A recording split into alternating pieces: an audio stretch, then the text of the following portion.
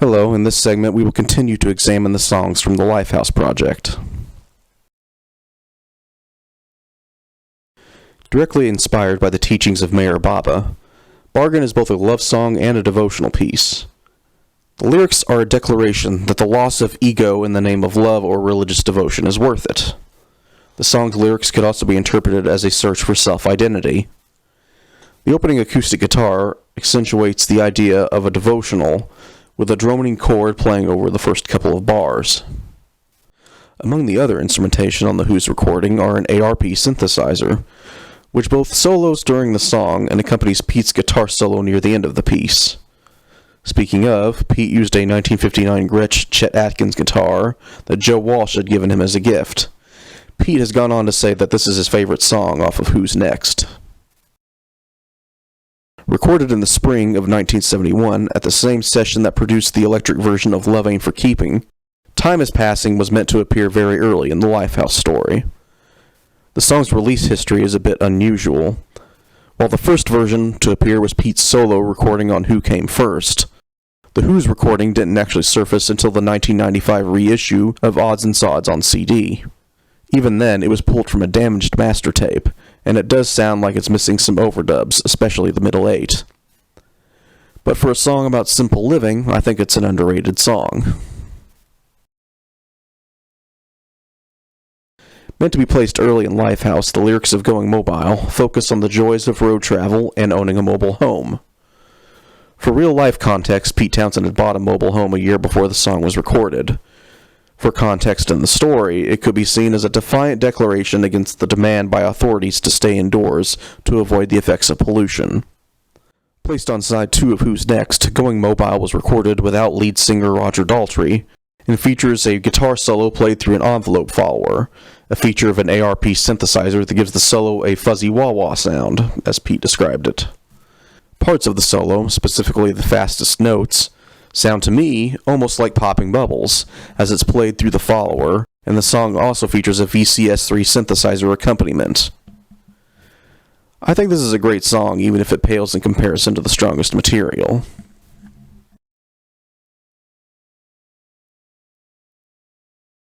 Originally by Marvin Gaye, Baby Don't You Do It was a staple of The Who's early live shows, and was a contender for Lifehouse, according to some of the tentative track listings I've seen for the album, as well as the liner notes for the deluxe CD edition of Who's Next. From what I remember, Baby Don't You Do It was supposed to represent Mary's escape from the family to begin her journey south to London. An edited studio recording included on the Who's Next mid-90s CD reissue, and again in its full 8 minutes on the deluxe edition, was put to tape in March of 1971, featuring Leslie West on lead guitar. The song was frequently featured in their concerts during this period, and a live recording from a December show in San Francisco was released as the B-side of Join Together in mid-1972. Originally titled Nothing Is Everything, the song reverted to its subtitle of Let's See Action, and was among the leftover Lifehouse songs that weren't included on Who's Next. While Pete would release his solo demo as part of Who Came First, the Who's version would be released as a non-album single in late 1971, backed with John Entwistle's When I Was a Boy. The song is a call to action and lyrically features clear references to Meher Baba. The demo version also includes an extra set of lines during the opening verses. While Let's See Action only peaked at number 16 on the UK charts, I really like this song. As the rallying cry for the Lifehouse concert-goers to unite, Join Together was the second of 3 non-album singles related to the unfinished rock opera, and was released in mid-1972. It was also considered for inclusion on the eventually abandoned Rock Is Dead, Long Live Rock album. Opening with both synthesizer and jaw harp, the song builds to include the band playing in syncopation with one another, as well as harmonica and penny whistle parts.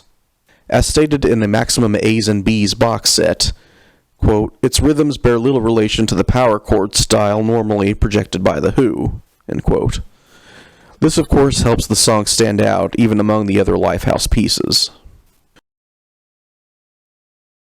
Recorded in mid-1972 and released near the end of the year, Relay was the third and final non-album single of the Lifehouse material released in the early 70s. His most distinguishing feature is a synthesized guitar part that runs through the entire song. Lyrically, the song speaks of the grid service that exists in the Lifehouse narrative, and seems to evoke the final setting up of the concert. The song was later considered for inclusion on the Rock is Dead Long Live Rock album, which was never finished. While I had a hard time finding this song when I first began collecting music by The Who, Relay has become a favorite from the moment I first heard Pete's demo version on the Lifehouse Chronicles set. Given the grid's significance to the story, and its reappearances in later permutations of Lifehouse, I'm surprised that Pete Townsend predicting the internet didn't become a meme along the same lines as the one about Al Gore. Originally envisioned as two separate Lifehouse songs for the beginning of the album, the finished version of Baba O'Reilly is an interesting little composite. The song's lyrics come from a piece actually titled Teenage Wasteland, whose title was inspired by the sight of garbage strewn across the fields of concert venues The Who had played in the late 60s. The song's lyrics focus on Ray, the main character, preparing to travel south with his family. Baba O'Reilly, on the other hand, originated as a 30-minute instrumental demo, featuring a repeating Lowry organ part meant to replicate the concept of a computer creating personalized pieces of music based on people's biographical information, in this case, Meher Baba's. The song's arrangement was done in the style of minimalist composer Terry Riley. Ergo, the song's title is basically the same as its composition, a synth-driven piece about Meher Baba done in the style of Terry Riley, or Baba O'Reilly. The Who's finished recording features violinist Dave Arbus from East of Eden, and was the opening track to Who's Next. I can remember as a child hearing snippets of it occasionally on the radio, and being amazed by the song's hypnotic sound and structure. Ever since I first got big into The Who, it's become my overall favorite song out of all my favorite songs. Derived from the same 30-minute demo as Baba O'Reilly, Baba M1 and Baba M2 are snippets of repeating synthesizer that, while to some ears would just be pulsating noise, to me they have a very ethereal, disembodying quality to them. The pieces made their first appearance on the Lifehouse Chronicles box set. Possibly also derived from the same demo are Baba M3, Baba M4, aka Signal Box, and Baba M5, Vivaldi. All debuting on the 1993 album Psychoderelict, they also feature repeating synthesizers. Baba M4 bears a striking resemblance in parts to the synth track for Who Are You? This makes me suspect that this piece, as well as M3 and M5, are derived from the original Lifehouse demos, and were not new at the time of Psychoderelict. Baba M3's synth part is quite subtle compared to its counterparts, and at one point the recording features what sounds like a crowd chanting the words, "We demand a universal grid." No doubt a connection to the grid concept in the Lifehouse story. In the context of Psychoderelict, the main character, rock star Ray High, is in the process of rediscovering his own unfinished rock opera, Grid Life, and by the time this song plays, he's begun reviewing the old demos. Baba M5, Vivaldi, is probably the most interesting of these five pieces, though. Its repeating synth track has a very euphoric church organ feel to it, and an alternate version of the piece, included on the Lifehouse Chronicles box set, includes spoken word lyrics that suggest this song could have been considered for the Lifehouse radio play as one of Bobby's messages as he breaks into the grid. While these five songs probably wouldn't have made it onto the original Lifehouse, I feel they are a crucial and beautiful piece of the project's history. While the lyrical origins of Who Are You are largely from after the abandonment of the initial Lifehouse attempt, it still shares a strong connection to the project, as it was among the songs considered for a revival attempt of the project in the late 1970s. The first verse came from an encounter Pete had with Sex Pistols members Steve Jones and Paul Cook, which ended up with him passing out in a doorway in Soho and being awoken by a cop, who allowed him to go home if he could walk. The final verse was inspired by a visit to the Mayor's Spiritual Center in Myrtle Beach in late 1971. The song's connection to Lifehouse may also be bolstered by the fact that its quiet acoustic section shares similar synth parts with Meher Baba 4, Signal Box, if the latter song was derived from the 30-minute demo of Baba O'Reilly. Who Are You was released as a double A-sided single along with John Entwistle's Had Enough.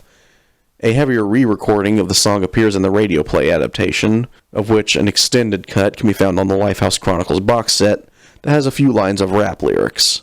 While I myself am not fond of rap, I do find it fits this version of the song.